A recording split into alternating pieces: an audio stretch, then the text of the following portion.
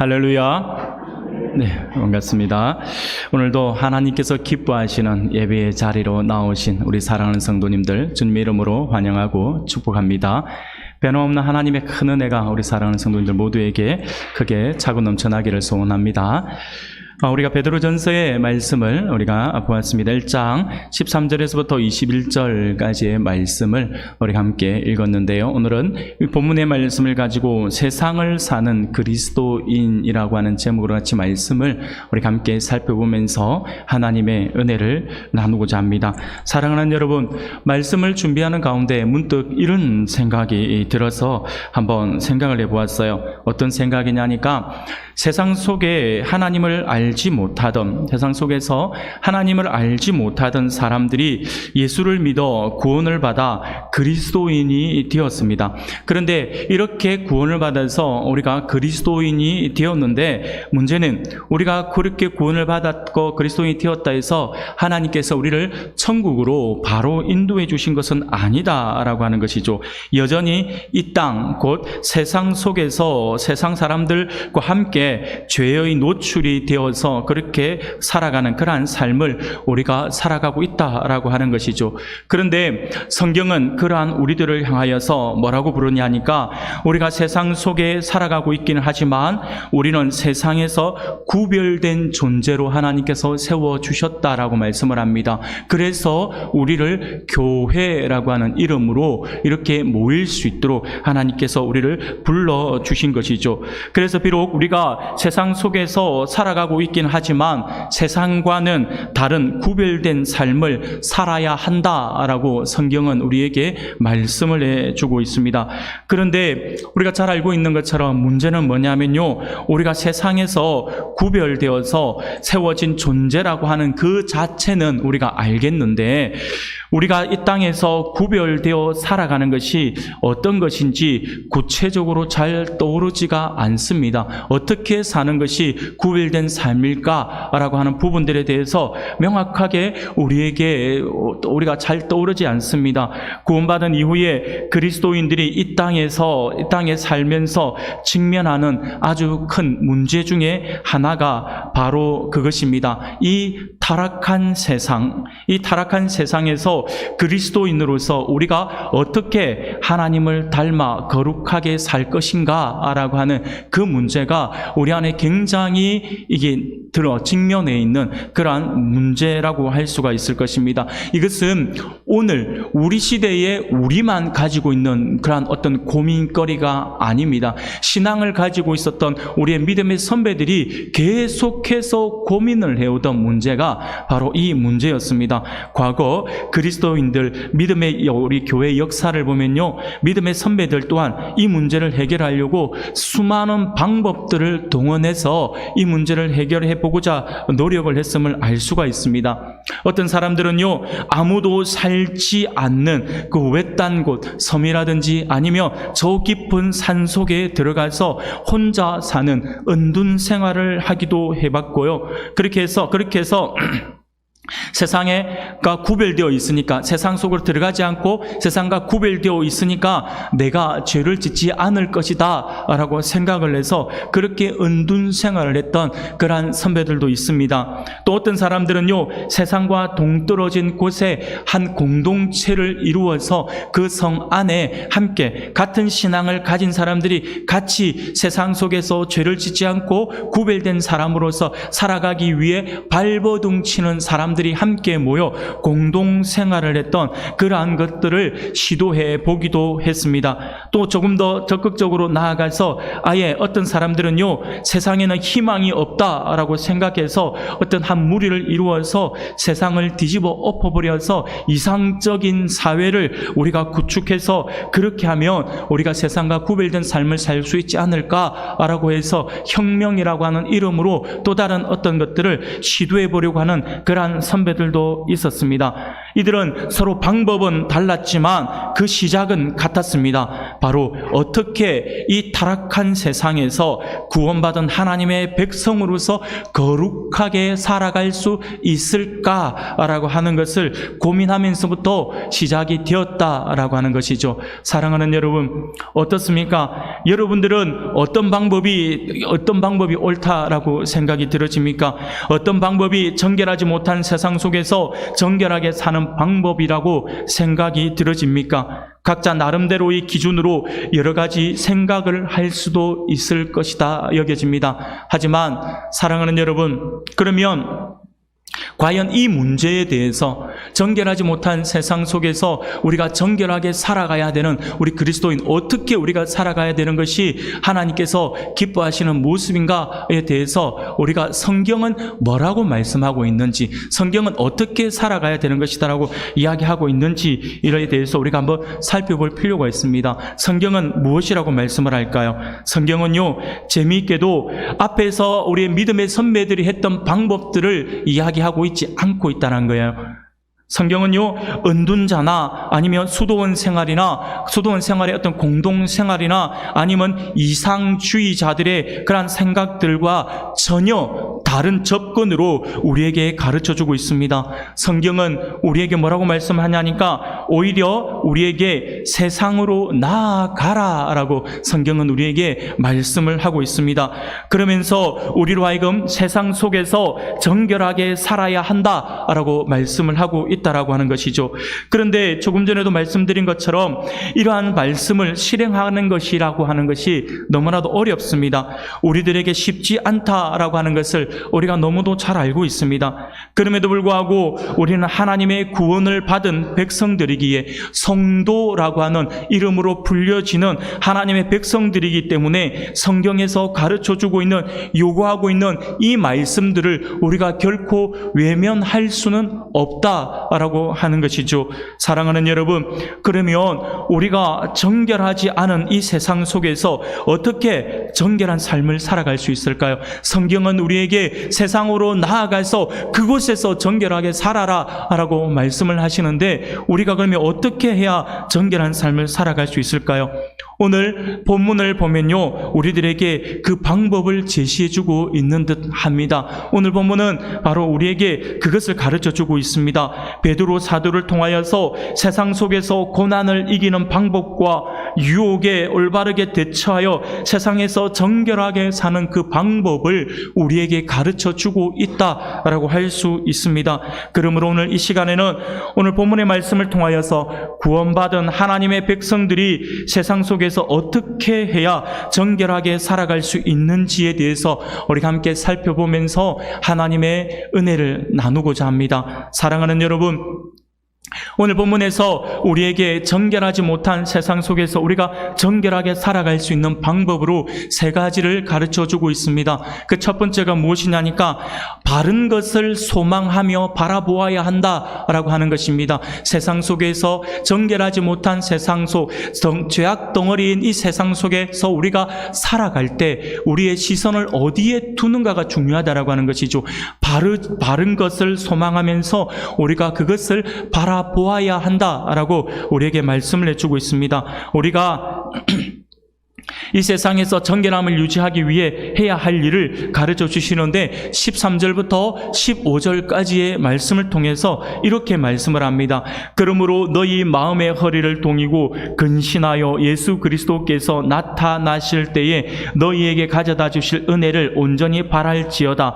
너희가 순종하는 자식처럼 전에 알지 못할 때에 따르던 너희 사욕을 본받지 말고 오직 너희를 부르신 거룩한 이처럼 너희도 모든 행실에 거룩한 자가 되라. 아멘. 사랑하는 여러분, 베드로 사도는 13절부터 15절까지 이 말씀을 통하여서 우리에게 두 가지의 동사를 던져줍니다. 이 두 가지 동사로 우리가 이 땅에서, 이 세상 속에서 정결함을 유지하기 위해 어떻게 해야 할 것인가에 대해서 말씀을 해주고 있어요. 그 두 가지의 동사가 무엇이냐니까 은혜를 온전히 바랄지어다 라고 하는 이 말씀과 그리고 거룩한 자가 되라라고 하는 이 두 가지의 말씀입니다.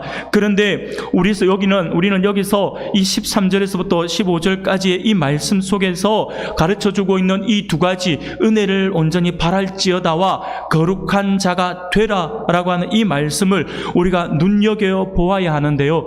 베드로가 이 은혜를 온전히 바랄지어다라고 하는 말씀과 곧 이어서 거룩한 자가 되라라고 하는 이 동사를 연결해서 한 문장을 통하여서 말씀하고 또 다른 문장을 통하여서 이 말씀을 하고 있다라고 하는 것입니다. 그것을 우리가 눈여겨 보아야 합니다. 왜냐하면요, 여기에는 저자인 베드로의 분명한 의도가 나타나고 있기 때문입니다.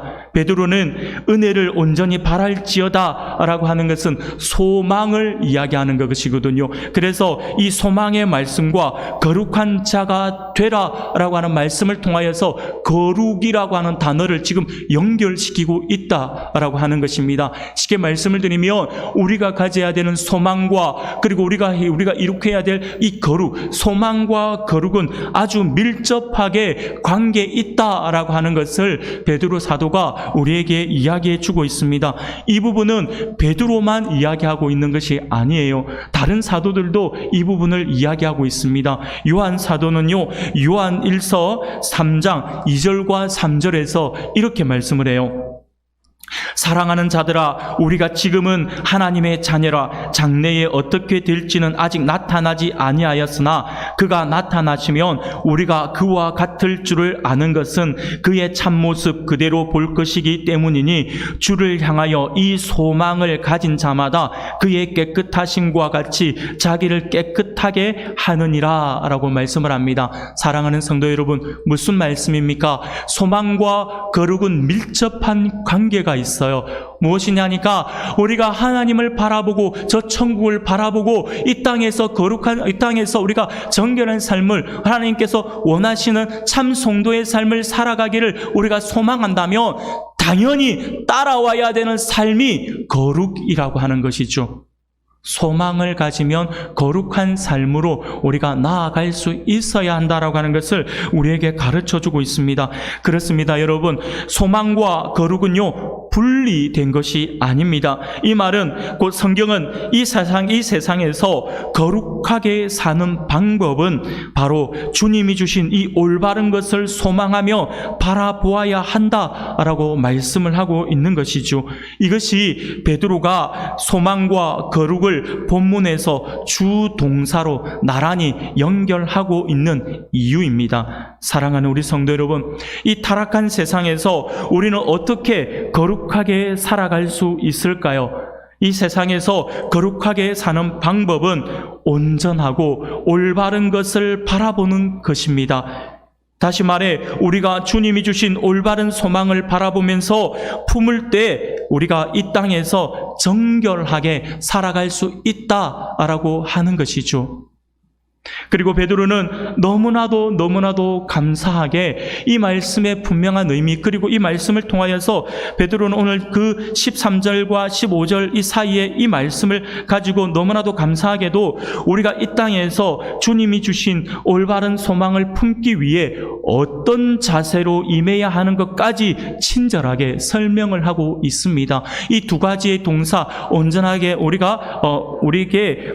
베드로가 이 두 가지의 동사인 은혜를 온전히 바랄지어다와 거룩한 자가 되라라고 하는 이 말씀을 우리에게 주면서 어떤 자세로 우리가 나아갈 때 우리가 온전하게 은혜를 바랄 수가 있고 거룩한 삶을 살 수 있을 것인가에까지도 우리에게 설명을 해주고 있다라고 하는 것이죠. 바로 세 가지로 우리에게 가르쳐주고 있습니다. 주님이 주신 올바른 소망을 가지는 자의 자세를 세 가지로 구체적으로 설명을 해줘요. 그 첫 번째가 뭐냐니까 마음의 허리를 동이라라고 말씀을 해요. 마음의 허리를 동여야 한다라고 합니다. 마치 허리띠를 단단히 조아 매듯이 마음의 허리를 동이라고 하는 것이에요. 그런데 이 마음의 허리를 동이라라고 하는 말이 무슨 말이냐니까 각오를 단단히 해라라고 하는 거예요. 똑바로 우리가 이런 각오를 분명히 가져야 한다. 결심을 똑바로 해야 한다. 단단한 각오를 해야지만 그것이 가능하다 라고 하는 것을 우리에게 가르쳐주고 있습니다. 사랑하는 여러분, 그러면 왜 우리가 이 땅에서 올바른 것을 소망하기 위해 각오를 단단히 해야 하는 것일까요?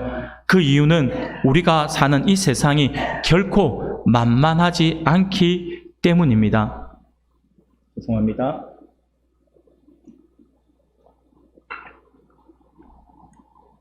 네, 죄송합니다. 우리가 사는 이 세상이 결코 만만하지 않습니다. 특히 우리 오늘 현대를 살아가고 있는 우리 시대를 한번 보십시오. 현대 사회는요, 특히 더 보는 것에 아주 민감합니다. 보는 것을 아주 주의해야 합니다. 왜냐하면요, 우리의 시선을 빼앗는 것들이 우리 주위에 너무나도 많이 있기 때문이죠. 그러므로 우리는 보는 것을 주의해야 합니다. 우리가 무엇을 보는가에 따라 우리의 소망이 달라질 수 있고 또 우리의 소망이 흔들릴 수도 있습니다. 우리가 소망을 가지고 굳건한 믿음을 가지고 있다 하더라도 우리가 돌아섰을 때 무엇을 보느냐에 따라서 우리가 가진 소망이 흔들릴 수가 있다고 하는 거예요. 우리의 두려움의 대상을 본다든지 세상의 거대함을 본다든지 아니면 세상의 음란한 문화들을 우리의 시선을 통하여서 보게 되면 우리가 가지고 있는 소망들이 흔들릴 수밖에 없다라고 하는 것이죠. 우리가 돌아보면요, 조금만 돌아보면 이 세상에는 우리의 눈을 미혹하는 것이 너무나도 많이 있습니다. 그것은 하나님이 아닌 다른 것을 바라보게 합니다. 그래서 베드로는 우리가 올바른 것을 바라보기 위해 마음의 허리를 단단히 동여야 한다라고 말씀을 합니다. 각오를 단단히 해야 한다라고 말씀을 하고 있는 것이죠. 두 번째로 베드로가 우리에게 구체적으로 이야기하고 있는 것은요, 우리가 주님이 주신 올바른 소망을 가지는 자의 자세로 이야기하고 있는 것은 근심하라라고 하는 거예요. 근심하여라고 근신하여라고 말씀을 합니다. 이 근신하여라고 하는 말은 무슨 말이냐면요, 원어의 뜻을 살펴보면 술 취하지 말고 정신 차릴 것에 대해서 이야기를 하고 있는 겁니다. 정신이 혼미해지지 말라라고 하는 것이죠. 어떤 것에 있어서 우리의 정신을 빼앗겨서는 안 된다라고 하는 그런 의미로 쓰여지는 것입니다. 이는 무슨 말이냐니까요, 세상의 가치관에 취하지 않도록 근신하라라고 하는 것이죠. 돈이 모든 것을 결정하고 인기가 있으면 전부라고 생각하는 그러한 세상입니다. 자신의 성공을 위해 남을 짓밟는 그러한 세상입니다. 이러한 세상의 가치관이 지금도 우리 가운데 침투해 있어요. 그러면서 우리 옆에 다가와 있어서 우리에게 계속해서 다가와서 우리에게 속삭이고 있습니다. 성경적인 가르침을 가지고 살아가서는 결코 세상에서 성공할 수 없다라고 하면서 속삭이면서 유혹을 합니다. 성경에서 가르쳐주고 있는 그 가르침대로 살아가서는 절대로 네가 앞서갈 수 없고, 공부도 네가 앞서갈 수도 없고, 직장에서도 앞서갈 수도 없고, 무엇을 하든지 너는 앞서갈 수 없다라고 하는 것이죠. 성경대로 가르쳐서는 안 된다라고 하는 거예요. 사랑하는 여러분, 지난 예전에 만났던 우리 집사님 가운데 한 분이 그런 이야기를 하는 걸 한번 들었어요. 뭐냐니까 이 집사님에게 딸이 있는데 제가 학교에 다니면서 이 후배 동생 가운데 참 괜찮은 녀석이 있어가지고 너무 착한 친구예요. 이 착한 친구의 그 친구가 정말 신앙도 너무 좋고 지금 목회자가 되어 있는데요. 그때는 이제 목회할 마음은 없었기 때문에 이 청년 때에 되게 너무 착한 거예요. 그래서 이 친구를 이 아이에게 소개시켜 주고 싶어서 걔 어머니 집사님에게 가서 물어봤어요. 제가 이러이러한 친구가 있는데 우리가 딸에게 이렇게 소개하면 어떨까요? 라고 했더니 집사님이 꼭 자기가 먼저 한번 보고 싶다는 거예요. 그래서 얼마 뒤에 우리 집이 이사를 날 때 이 친구가 집에 와서 이삿짐을 좀 도와주기로 했으니까 와서 한번 살짝 보세요. 우리 집 이삿짐 거들어주는 척 하면서 한번 와서 보세요 라고 한 거예요. 집사님이 딱 왔어요. 와서 같이 거들어주면서 같이 이삿짐을 날랐어요. 그러고 나서 그 다음날 되어서 하는 이야기가 이 친구가 너무나도 얼굴도 잘생겼고요. 덩치도 좋아요. 날씬하고 문도 좋고 진짜 누가 봐도 호감형이에요. 그런데 집사님이 딱 하시는 말씀이 뭐라고 하냐니까 사람은 너무 좋다. 사람은 너무 좋은데 한 가지 흠이 있다라고 하는 거예요. 그 짧은 시간에 어떻게 흠을 보았지? 라고 생각을 해서 어떤 흠이든가요? 라고 했더니 집사님이 뭐라고 하냐니까 너무 착해 보인다는 거예요. 너무 착해요. 그래 저는 순간 이 화가 올라오더라고요. 집사님, 착하면 좋은 거 아닌가요? 착해 보이면 좋고, 저 친구는요, 착해 보이는 것이 아니라 진짜 착해요. 진짜 착해요. 욕심이 없고, 이 친구는요, 자기가 2개를 가지고 있으면 하나를 아낌없이 다른 사람에게 나누어 주는 친구예요. 이 친구가 한 달에 용돈을 만약에 10만 원을 받으면 이 10만 원을 가지고 내가 차비 얼마, 그리고 밥값 얼마를 빼고 책을 하나 살볼 거 있으면 책 하나 얼마 하고 돈을 계산을 해서 딱 잘라놓고, 거기에서 돈이 10,000원이 남으면 그 10,000원을 가지고 자기가 영화를 본다든지 아니면 밥을 먹는다든지 과자를 먹는다든지 이렇게 할 것 같은데, 이 친구는 하나님께서 나에게 10,000원을 주신 이유가 뭘까? 누군가를 도우라고 하나님 주셨을 거야 하면서 주변을 돌아보는 친구예요. 이런 친구가 어딨냐고 했더니 그게 문제라는 거예요. 너무 착하다는 거예요. 이 친구와 교제를 하기는 좋지만 내 딸과 교제하는 건 싫다는 거예요. 딸이 고생한다는 거죠. 사랑하는 여러분, 이걸 우리가 어떻게 이해해야 돼요? 예수 믿는 사람들이 착한 게 문제가 되나요? 선하게 사는 게 문제가 되나요? 그런데 문제는 우리가 지금 세상적인 가치관에 빠져 있다라고 하는 거예요. 세상 사람들이, 예수 믿는 청년들이 착하게 사는 건 좋은데 내 딸의 짝으로는 안 된다는 거예요. 내 딸의 짝으로는 조금 더 얕고, 조금 더 세상에서 조금 약해서 좀 약은 삶을 살면서, 그래서 세상 사람들보다 앞서 나가는 그러한 삶이 좋다라고 하는 거예요. 사랑하는 여러분, 이것을 어떻게 받아들여야 될까요? 지금 우리가 그렇게 하고 있다니까요. 주변에 있는 교회 안에 있는 청년들을 보면서 착하게 살아라, 선하게 살아라 이야기들은 많이 해요. 그런데 정작 그렇게 착한 친구가 내 딸과 연결된다라고 한다면, 너무 착해서는 안 되는데 세상은 호락호락한 곳이 아니라서 이런 고민을 하고 있다는 거예요. 사랑하는 여러분, 그것을 지금 우리에게 가르쳐주고 있는 거예요. 근신하라라고 하는 의미가 바로 그것입니다. 세상의 그 가치관에 물들어서는 안 된다라고 하는 것이죠. 사랑하는 여러분, 정신 차려야 합니다. 세상의 가치관에 취하지 않도록 우리가 근신해야 합니다. 이것이 베드로 사도가 우리에게 가르쳐주고 있는 것이에요. 세 번째로, 베드로는요, 주님이 주신 올바른 소망을 가지는 자의 자세로 알지 못하던 때에 따르던 너희 사욕을 본받지 말라라고 이야기하죠. 여기서 사욕은요, 어떤 대상을 향한 욕구를 가리킵니다. 이 욕구라고 하는 의미를 가지고 있는데, 신약 성경에서 이 욕구라고 하는 이 사욕의 대부분의 이 사욕이 쓰여진 곳에는 어떤 곳이냐면, 도덕적 또는 영적으로 바람직하지 못하여 버려야 되는 욕망이라고 하는 것을 표현할 때 이 사욕이라고 하는 단어를 썼습니다. 베드로가 말하는 사욕이라고 하는 것은요, 여러 가지 욕망, 곧 결국 우리를 하나님으로부터 떨어져 죄 가운데 빠지게 하는 도덕적인 그 죄악들을 가리킨다라고 할 수 있습니다. 이러한 욕망을 따르지 말 것을 당부하고 있는 것입니다. 그렇습니다. 우리가 정결하지 않는 이 세상에서 올바른 것을 소망하려면 마음의 허리를 동여야 할 것이고, 근신하여야 할 것이고, 이 세상의 사욕을 본받지 말아야 할 것입니다. 그것을 우리가 분명히 기억해야 합니다. 사랑하는 우리 성도 여러분, 바울은 구원받기 전 우리의 삶을 무엇이라고, 어떤 상태라고 표현을 했냐니까요. 에베소서 2장 3절 말씀을 보니, 전에는 우리도 다 그 가운데에서 우리 육체의 욕심을 따라 지내며 육체와 마음에 원하는 것을 하여 다른 이들과 같이 본질상 진노의 자녀이었더니라고 선포합니다. 우리는 본질상 진노의 자녀였다라고 하는 거예요. 그런데 그런 우리가 예수님의 은혜로 말미암아서 예수님을 믿어 하나님의 자녀가 되었다라고 하는 거예요. 그렇게 하나님의 자녀가 된 우리들을 향하여서 베드로 사도가 오늘 본문 14절에서 이렇게 말씀을 하고 있는 것이죠. 너희가 순종하는 자식처럼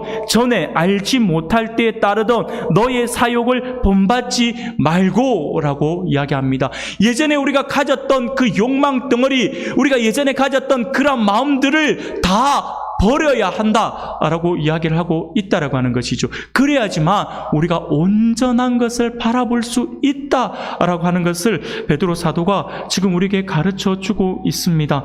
사랑하는 우리 성도 여러분, 정말 하나님의 백성으로서 거룩하게 살고 싶습니까?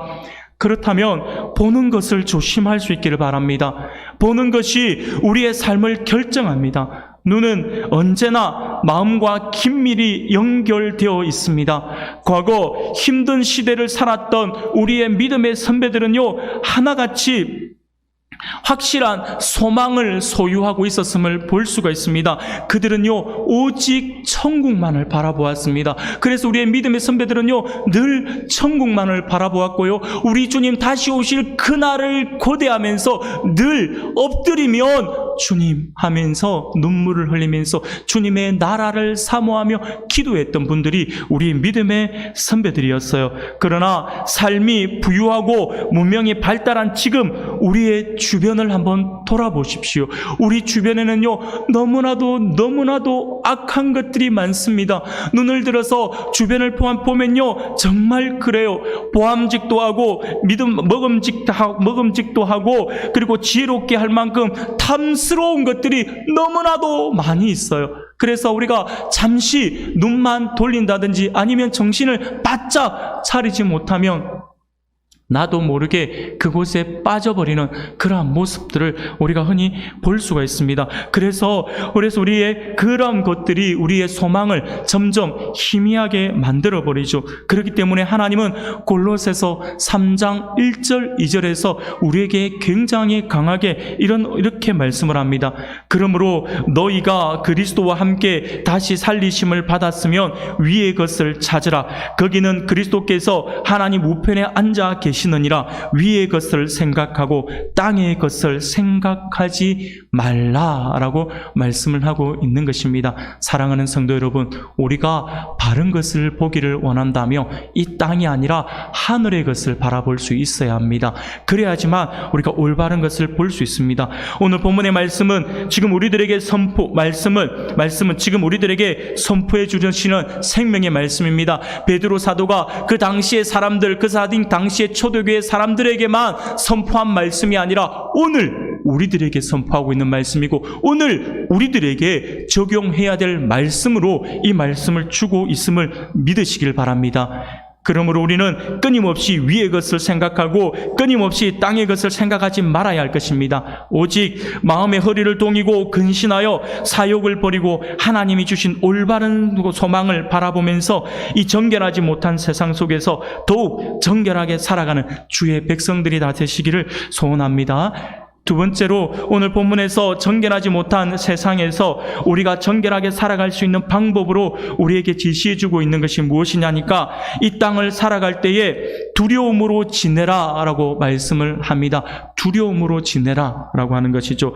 쉽게 말해서 당장 눈에 보이는 것만 보고 살지 말고 훗날 다가올 결과를 심각하게 생각하며 살아야 한다라고 하는 것입니다. 왜냐하면요, 우리에게는 이 땅에서의 모든 삶에 대한 결산의 때가 있기 때문입니다. 17절 말씀을 우리가 같이 한번 읽어볼까요? 같이 읽겠습니다. 시작.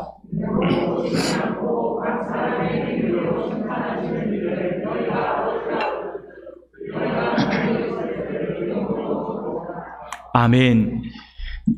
너희가 나그네로 있을 때에 두려움으로 지내라 라고 말씀을 합니다. 현대인들은요, 이 두려움이라고 하는 단어를 싫어합니다. 사랑과 은혜, 용납과 용서, 자비 이런 단어들을 우리가 더 좋아하지, 우리가 두려움 이런 단어들 별로 좋아하지 않습니다. 그러나 세상의 풍조가 그렇다 하더라도 그리스도인들은 세상의 풍조와 똑같이 그렇게 살아서는 안 될 것입니다. 옛날부터 우리나라 사람들을 향하여서 많은 사람들이 우리나라를 동방예의지국이다라고 이렇게 이야기들을 많이 해오지 않았습니까? 그러다 보니까 우리나라 사람들은 각 가정들마다 예의를 매우 중요시 여겼습니다. 가정에서 흘러나오는 가풍이라고 하는 것을 따르면서, 그리고 최소한에 가져야 될 도덕적인 어떤 삶들을 가정에서 많이 가르쳤죠. 그래서 가정에서 이 예의 부분들은 엄하게 많이 가르쳤습니다. 그러다 보니까 어른들 앞에서 해야 해야 할 것과 하지 말아야 할 것에 대한 선이 분명했죠. 이것은 해야 될 것, 이것은 하지 말아야 할 것, 이런 것들이 분명했습니다. 특히 가정에서 아버지와의 관계는 절대적이었죠. 그래서 예전에는 어떻습니까? 엄마에게는 말을 놓는 아이가 있었어도 아버지에게는 말을 놓는 아이들이 거의 없었습니다. 물론 지금은 그것이 흉이 아니라 편한 가정 분위기를 대변하기도 하지만 예전에는 그러지 않았죠. 예전에는 부모님에게 말을 놓거나 특히 아버지에게 말을 놓거나 아니면 아버지의 이름을 함부로 부르면 어른들은 바로 뼈대 없는 집안, 제가 좋게 이야기해서 뼈대 없는 집안이라고 했죠. 근데 조금 더 상스럽게 이야기하시는 분들은 쌍놈의 집안이다, 이렇게 이야기하지 않아요. 예의가 없다라고 하는, 가르침이 없었다라고 하는 것이죠. 교육을 받지 않았다라고 하는 그 의미로 이런 이야기들을 참 많이 했죠. 그러다 보니까 누군가 어른들이 아버지 성함을 부르면 우리는 어떻습니까? 항상 어른들의 성함을 말씀을 들을 때는 어떻습니까? 아버지 어머니의 성함 뒤에 자를 항상 붙이지 않습니까? 자자를 붙여서 그렇게 이름을 불렀습니다. 이것은 우리나라에만 있는 그러한 표현인 것 같아요. 그렇죠. 그렇게 해서 우리나라에만 가지고 있고, 이것이 옛날에만 있었던 것이 아니라 지금도 당연히 우리가 그렇게 해야 되는 예의이기 때문에 우리가 그렇게 하면서 그렇게 지내고 있습니다. 그러다 보니까 어떤 분이 예전에 진짜 이 예의에 대해서 존중이 여기고 아주 유교적인 가풍이 아주 강한 어떤 집사님이, 어떤 분이 이제 교회를 온 거예요. 교회를 와서 이제 하나님을 이제 믿게 되었는데 어느 날 하나님을 불러야겠는데 하나님을 못 부르겠는 거예요. 하나님을 못 불러서 어떻게 부르냐니까 여호와 하나님을 못 불러가지고 부르기를 여자, 호자, 와자 하나님 이렇게 불렀다라고 하는 그런 우스갯소리도 있습니다. 그처럼 우리나라는 이 예의를 매우 중요하게 생각하는 그러한 민족이죠. 특히 아이들이 어른들 앞에서 버릇없는 행동을 하면 어떻게 합니까? 호되게 야단을 치죠. 요즘에는 호되게 야단을 치면 그렇죠, 큰일 납니다. 여러분 밖에 나가서 이 청소년들 함부로 건드렸다가는, 그렇죠, 그렇게 해야 되는데도 불구하고 세상이 너무 악하다 보니까 이 녀석들이 보복을 하니까 어른들은 참 이게 참 많이 어려운 것 같아요. 예전하고 참 많이 달라졌다라는 생각들을 많이 하는데, 여하튼 예전에는 어떻습니까? 버릇 없는 아이들을 보면 호되게 어른들이 야단을 쳤어요. 그러면서 하는 말씀들이 그냥 좀 마음이 상할 수도 있는 말이지만 하는 말들이 부모 없는 자식이다라고 하는 말들을 자주 했던 것 같아요. 그래서 가정에서 어릴 때부터 두려워하는 사람이 없이 버릇 없이 자랐다라고 하는 그 표현을 부모 없는 자식이다, 없이 자식같이 그렇게 자랐다라고 이렇게 표현들을 많이 했죠. 한마디로 예의가 없다라고 하는 말이죠. 그래서 가정에서부터 이런 교육을 철저히 시켰던 것 같습니다. 부모 없이 자랐다라고 하는 말을 듣게 할 수는 없다라고 하는 것이죠. 그런데 오늘 본문 17절 말씀을 보며 이와 유사한 표현이 나옵니다. 즉 우리 아버지이신 하나님은 우리에게 사랑과 은혜를 베풀어 주시지만 동시에 그분은 거룩하고 엄하며 우리를 심판하시는 분이시다라고 말씀을 하고 있습니다. 우리가 정말 하나님을 아버지라 부르는 구원받은 하나님의 자녀들이라고 한다면 이 땅에 사는 동안 아버지 하나님을 향한 존경심, 경외심을 드러나도록 행동을 해야 한다라고 하는 것이죠. 그것이 바로 두려워해야 한다, 두려움으로 지내라 라고 하는 말의 의미입니다. 경외하는 마음을 가져야 한다라고 하는 것이죠. 그런데 너무나도 안타깝게도 오늘날 현실을 보면요, 오늘날 우리 한국 교회 안에 보면 죄송하지만 부모 없이 자란 성도 같은 그러한 신앙을 가진 사람들이 너무나도 많이 있는 것 같아요. 우리의 아버지 되시는 하나님 없이 자란 사람이 너무나도 많이 있는 것 같습니다. 신앙에 예의도 없고 신앙을 가지고 있는데도 불구하고 서로의 관계에서 너무나도 무례한 그러한 모습을 이렇게 많이 가지고 있습니다. 그래서 어떤 때는 보면요, 와, 무례함이 충만하다라고 표현을 할 정도로 정말 무례한 것 같다라는 생각들을 많이 가져보게 됩니다. 내 생각이 곧 하나님의 생각이다라고 여기는 사람들이 참 많이 있죠. 참으로 하나님을 두려워할 줄 모르는 그러한 사람들이 너무나도 많이 있습니다. 많은 사람들이 그저 주일에 교회에 예배드리면 세상에서 어떻게 살아도 상관없다라고 생각을 하는 것 같아요. 혹은 11조 한번 드리면 삶이 어떻든 하나님께서 자신을 사랑하실 것이다 라고 착각을 하는 사람들이 너무나도 많이 있습니다.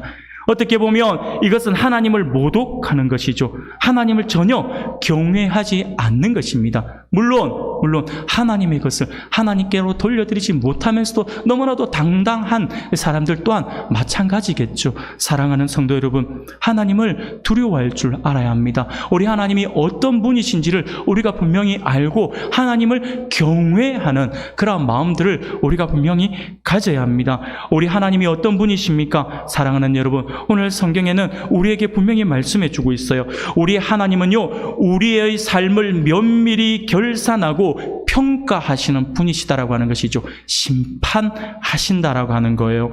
이날의 광경을 여러분도 한번 생각해 보세요. 마지막 날 심판 때에 섰을 때 하나님께서 우리를 어떻게 평가하실지 한번 우리가 생각해 보아야 합니다. 우리는 죽으면 하나님의 심판대 앞에 분명히 서게 될 것입니다. 하나님은 그날 우리의 삶을 헤아리시고 그에 따라 상을 주실 것입니다. 물론 이것이 천국에 들어가는 것에 대한 심판은 아닙니다. 여러분들 그런 걱정은 안 하셔도 됩니다. 내가 예수를 믿음과 동시에 나는 천국 앞에 우리 주님께 갔을 때 심판대 앞에서 너는 천국 간다 지옥 간다의 심판이 아니에요. 그것은 하나님을 안 믿는 사람들에 대한 심판이지, 하나님을 믿는 사람들의 심판은요, 천국 가고 지옥 가고의 심판이 아니라 상급에 대한 심판이 되겠죠. 천국에서 이 땅에서 행한 우리의 모든 행동들을 하나님께서 셈하신다라고 하는 것입니다. 그에 따라서 어떤 사람은 상을 받아 영광스러운 구원에 이르겠지만 어떤 사람은 부끄러운 구원을 얻을 것이다 라고 말씀을 해요. 그래서 어떤 사람들은 보면 이렇게 영광스럽게 이 땅에서 주님을 잘 섬기다가 가신 분들은 영광스러운 상을 받겠지만, 어떤 사람들 특히 예수님 옆에 십자가에 달려 예수님이 오늘 네가 나와 함께 낙원에 있을 것이다 라고 해서 함께 갔던 그 강도는 얼마나 부끄러운지, 다른 사람들은 많은 상급을 받을 때 이 사람은 바로 아무것도 없이 그냥 초라하게 있는 그 모습이 얼마나 초라하겠느냐라고 하는 그러한 말씀을 하고 있는 것이죠. 그래서 어떤 목사님들은 이런 표현들을 할 때 우리가 이 땅에서 살아갈 때 하나님께 순종하고 하나님 앞에 말씀을 잘 지켜서 많은 상급을 받는 영광스러운 그런 상급을 받는 그런 성도들은 영광의 면류관을 받겠지만, 아무것도 하지 않고 주일 예배만 왔다가 가는 사람들은 아마 개털 모자 쓸 것 같다라고 이런 이야기 하는 거 여러분들 많이 들어보셨을 것입니다. 사랑하는 성도 여러분, 그것이 마지막 때의 성도에게 있을 심판이라고 하는 것이죠. 여러분, 베드로는 하나님 아버지가 불꽃 같은 눈으로 우리를 살피며 장차 우리의 삶을 심판하실 것이기 때문에 이 땅에 사는 동안 심판을 받을 자처럼 두려워하며 살아라 라고 우리에게 권면을 하고 있는 것입니다. 우리의 삶은 이 땅에서의 삶으로 끝이 아니라 우리의 삶은 나중에 심판대 앞에 다시 영원함으로 기다리고 있기 때문에 이 땅에서 우리가 두려운 마음을 가지고 살아야 한다라고 하는 것이죠. 그 두려운 마음을 가지고 있는 사람이 이 땅에서 자기의 살고 싶은 방법대로 살 수 있겠습니까? 정결하게 살 수밖에 없다라고 하는 것이죠. 조금 더 조심할 수밖에 없다라고 하는 것이죠. 그래서 베드로가 우리에게 그것을 이야기해 주고 있는 것이에요. 세 번째로 베드로는 정결하지 못한 세상에서 우리가 정결하게 살 수 있는 방법을 제시해 주는데, 그것이 무엇이냐니까 우리가 받은 구원의 가치를 묵상하라라고 하는 거예요. 구원의 가치를 우리가 알아야 된다라고 하는 거예요. 사랑하는 여러분, 우리가 예수를 믿어서 구원을 받았어요. 그 구원의 가치가 어마어마하다라고 하는 사실들을 여러분들 한번 생각해 보셨습니까? 세상의 그 무엇으로도 바꿀 수 없는 그것이 우리가 받은 구원이에요. 근데 많은 사람들이 이 구원의 가치를 몰라요. 구원의 가치를 모르니까 이 땅에서 삶을 마음대로 살아가려고 하는 거예요. 이게 우리에게 문제가 된다라고 하는 것이죠. 여러분, 우리가 이 땅에 살면서 무절제한 행동을 제어할 수 있는 방법 가운데 하나가 우리의 신분의식을 가지는 것이거든요. 신분의식은 간단히 말해서 내가 누구인가라고 하는 것을 알고 살아가는 것입니다. 자기가 어느 위치에 있는지 스스로 아는 것이죠. 이런 의식을 가지고 사는 사람은 말과 행동을 조심하게 될 것입니다. 그러나 자신이 누구인지 어떤 자리에 있는지 알지 못한다면 마음대로 살게 될 것입니다. 오늘날 우리 주위에 이런 사람들이 얼마나 많은지 모릅니다. 그러나 자신이 누구인지 분명히 알게 된다면 사람은 행동이 달라지게 되어 있습니다. 신분 의식이 있으면 우리의 행위가 바뀌게 되어 있다라고 하는 것이죠. 내가 누군지를 명확하게 알면은 그러면 우리 행동이 달라집니다. 여러분들 과거로 돌아갔을 때 우리가 만약에 정말 우리 조선시대에 태어났다 했을 때 조선시대에 우리가 왕세자나 아니면 공주로 태어났다 생각을 해보세요. 그런데 그런 우리가 밖에 나가서 흔히 말하는 망나니와 같은 삶을 살아갈 수 있을까요? 우리는 왕세자를 볼 필요 없어요. 양반만 봐도 알잖아요. 양반만 되어도 걸음걸이가 달라집니다. 양반은 뛰는 것 아니야. 막 그러면서 비가 와도 천천히 걷고 급하면 뛰더만요. 모르겠어. 사극에서 보면 다 뛰던데. 근데 안 뛴다라고 막 이야기하지. 양반은 뒷짐 떡지고 에헴 거리면서 막 걷고. 여러분 신분, 양반이라고 하는 신분 하나로만 보더라도 자기의 행동이 달라지잖아요. 천하게 살아갈 수는 없다라고 하는 것이죠. 여러분, 내가 누구냐라고 하는 것이 정말 중요합니다.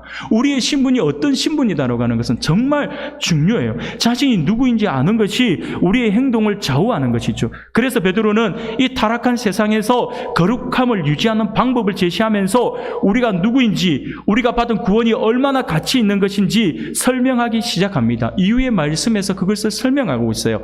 18절, 19절에서 우리가 어떻게 구원을 받았는지 이렇게 설명을 해요. 너희가 알거니와 너희 조상이 물려준 헛된 행실에서 대속함을 받은 것은 은이나 금같이 없어질 것으로 된 것이 아니요 오직 흠없고 점없는 어린 양 같은 그리스도의 보배로운 피로 된 것이니라 라고 말씀을 합니다. 사랑하는 여러분, 지금 우리의 신분을 베드로가 가르쳐주기 위해서 우리는 구원받은 백성이다라고 하는 것을 강조하기 위해서 우리의 구원이 어떻게 이루어졌는지를 지금 먼저 설명하고 있어요. 우리는 은이나 금과 같은 그런 보배로운 것들로 우리가 구원을 받은 것이 아니라 그리스도의 보혈의 피로 말미암아 구원을 받았다라고 하는 것이죠. 우리 주님으로 우리의 죄값을 치러 주셨다라고 하는 거예요. 여러분, 그래서 많은 목사님들이 이런 표현들을 많이 해요.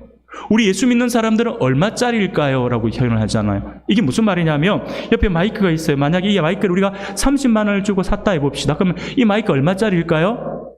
당연히 제가 30만 원이나 지금 말씀을 드렸잖아요. 그렇죠? 이 리모컨 얼마 주고 샀을까요? 라고 하면 몰라요. 제가 말씀을 못 드렸으니까. 그렇죠? 이게 얼마짜리일까요? 대충 찍을 수밖에 없죠. 만약에 이 리모컨을 우리가 5만 원을 주고 샀다 그러면 이거 얼마짜리예요? 5만 원짜리가 되겠죠. 여러분, 어려운 질문 아닌데 너무 여러분 설교 시간에 목회자는 절대 어려운 질문을 할 수가 없습니다. 왜냐하면요, 특히 저 같은 사람은 제가 답 못하는 거는 저는 안 물어봅니다. 그러니 여러분들 쉽게 생각하시길 바랍니다. 그러면 좀 더 이제 쉬우면서 어려운 문제 한번 내겠습니다. 우리 예수 믿는 사람들은 얼마짜리일까요? 구원, 예. 넌센스가 아닌데 그걸 구원으로 연결시키게 돼요. 순간 맞네, 그럴 수도 있겠다는 맞네 생각이 드는데 아니에요. 얼마를 주고 샀느냐가 그 사람의 그 물건의 가치라 했잖아요. 아까 제가 뭐라고 했어요? 우리의 죄값을 무엇으로 샀다 했어요? 예수님으로 샀다 했잖아요. 그러면 우리가 얼마짜리라고요? 예수님 짜리라고 하는 거예요. 이 말이 안 되는 것 같지만 우리가 예수님을 돈으로 환산할 수 없잖아요. 우리의 가치가 그렇다라고 하는 거예요. 우리를 누구와 바꿨냐며 예수님과 바꿨다니까요. 그래서 우리가 예수님 짤이라고 하는 거예요. 금이나 은 없어질 것 같은 그거, 물론 빛이 광이 계속 오래 가잖아요. 그러나 시간이 지나고 탈고 만지고 하면 이거 달아 없어져요. 언젠간 없어져요. 그러나 우리 주님의 보혈의 그 피의 그 은혜는 없어지지 않는다라고 하는 거예요. 그래서 우리가 예수님 짤이라고 하는 것이죠. 그래서 베드로가 그걸 이야기하고 있어요. 그리스도의 보배로운 피로 된 것이다 라고 말씀을 하고 있습니다. 베드로 당시도 그렇지만 금은 매우 중요합니다. 매우 귀하죠. 하지만 오랜 시간이 지나면 그거 달아 없어지잖아요. 그런데 베드로는 영원한 가치 있는 거, 영원히 없어지지 않는 예수 그리스도의 그 피로 우리가 구원을 받았다라고 하면서 우리의 구원의 그 가치의 높음을 설명하고 있습니다. 그러면서 이 예수님이 어떤 분이신지에 대해서 20절 말씀에 이렇게 말씀을 해요. 그는 창세전부터 미리 알림 바 되심이나 이 말세에 너희를 위하여 나타내신 바 되었으니 라고 말씀을 합니다. 무슨 말입니까? 창세전부터 계셨다라고 하는 거예요. 그리고 그분이 우리의 때가 되면 이 땅에 육신을 입고 오셨다라고 하는 것이죠. 여러분, 조금 전에 베드로가 우리가 얼마짜리입니까? 예수님짜리입니다 했는데 많은 사람들이 예수님의 가치를 우리가 알지 못하는데 그 가치가 어느 정도인지 우리가 모르겠어요 라고 하는 사람이 있을까 봐 베드로가 우리가 말하는 그 예수님이 누구신가를 지금 설명하고 있는 거예요. 그분은 창세전부터 계신 하나님이셨다라고 하는 거예요. 그분이 육신을 입고 이 땅에 오셨다라고 하는 거예요. 그렇기 때문에 예수님은 곧 누구다? 하나님이시다라고. 그것을 지금 베드로가 설명하고 있습니다. 예수님은 이 땅을 지으신 분이시고 창세 전에 계셨던 성자 하나님이시다라고 그렇게 말씀을 하죠. 그런데 이 귀한 창조주 하나님이 우리를 구원하시려고 이 땅에 인간의 몸을 입고 오셨다라고 하는 것이죠. 그렇게 오셔서 자신의 피로 우리를 구원해 주셨다라고 하는 것입니다. 그리고 계속해서 본문은 21절에서 이렇게 말씀을 해요. 21절 말씀을 우리가 같이 한번 읽겠습니다. 같이 읽겠습니다. 시작. 너희는 그를 죽은 자 가운데서 살리시고 영광을 주신 하나님을 그리스도로 말미암아 믿는 자니 너희 믿음과 소망이 하나님께 있게 하셨느니라.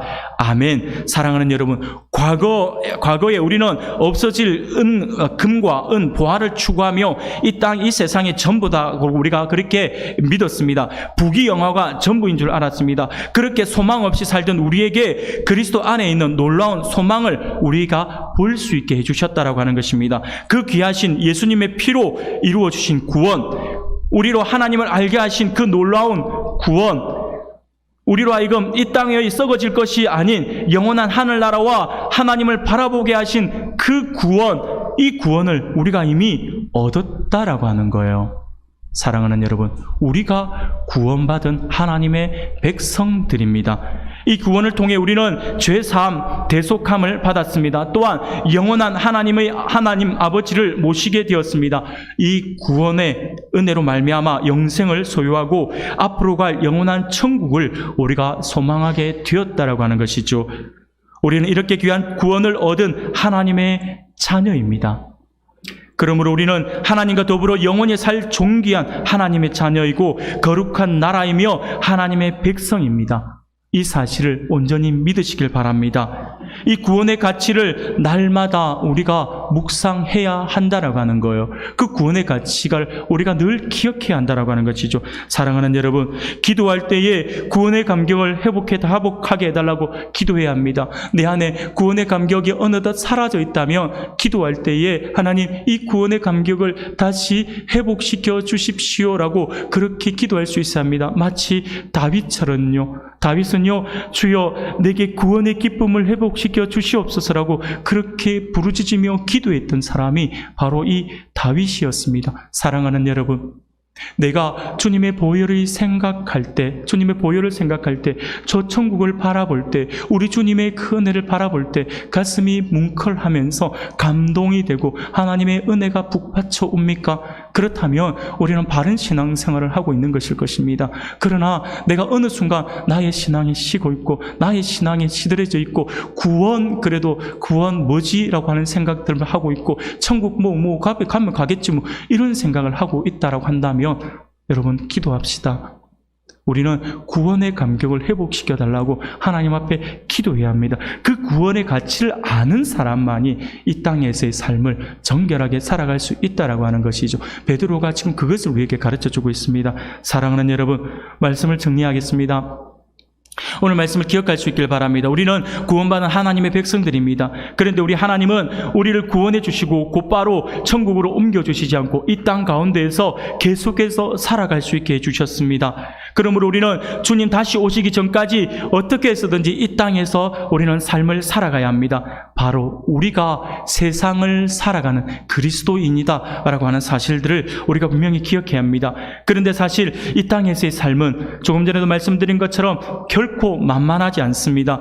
천국처럼 웃을 일만 넘치고 행복한 일만 있는 것이 아니죠. 세상은 끊임없이 우리를 넘어뜨리려 유혹합니다. 잠시 잠깐 정신줄을 놓고 눈을 돌리며 나도 모르게 그 걷잡을 수 없는 그 죄악의 길을 향하여 내가 달려가고 있음을 보게 될 것입니다.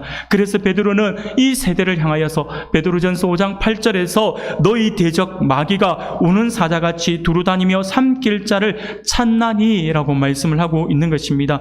그런데 우리 주님은 이 땅 가운데 우리가 살아갈 때 거룩하고 정결하게 살아가야 할 것을 요구하십니다. 그러면 우리는 어떻게 이 정결하지 않은 세상 속에서 정결한 삶을 살아갈 수 있을까요? 오늘 말씀을 이때 기억하셔야 한다라고 하는 것이죠. 올바른 것을 바라볼 수 있어야 하고요. 두려움 가운데 살아갈 수 있어야 하고요. 우리가 받은 구원의 가치를 묵상하면서 더욱 정결하게 살고자 노력하며 하루하루의 정결한 삶을 통하여 주님의 기쁨이 되는 저와 여러분들이 되시기를 주님의 이름으로 축원합니다. 아멘.